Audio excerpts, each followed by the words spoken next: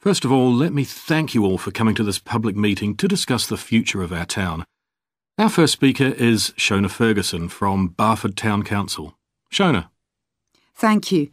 First, I'll briefly give you some background information. Then I'll be asking you for your comments on developments in the town.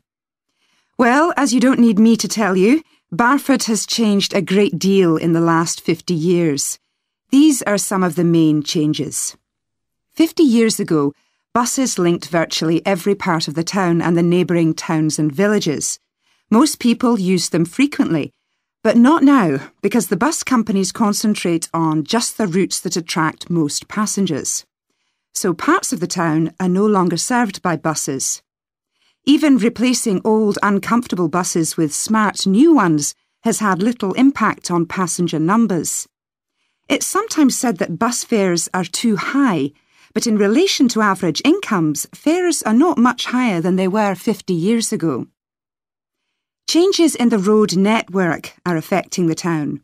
The centre was recently closed to traffic on a trial basis, making it much safer for pedestrians. The impact of this is being measured. The new cycle paths separating bikes from cars in most main roads are being used far more than was expected, reducing traffic and improving air quality. And although the council's attempts to have a bypass constructed have failed, we haven't given up hope of persuading the government to change its mind. Shopping in the town centre has changed over the years.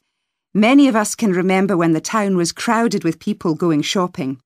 Numbers have been falling for several years, despite efforts to attract shoppers, for instance by opening new car parks.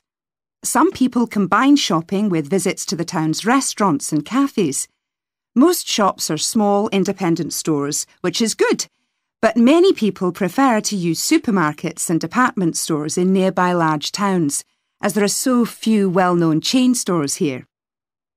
Turning now to medical facilities. The town is served by family doctors in several medical practices, fewer than 50 years ago, but each catering for far more patients. Our hospital closed 15 years ago, which means journeys to other towns are unavoidable. On the other hand, there are more dentists than there used to be.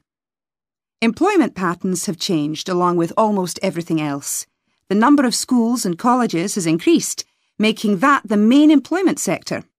Services such as website design and accountancy have grown in importance, and surprisingly perhaps, manufacturing hasn't seen the decline that has affected it in other parts of the country.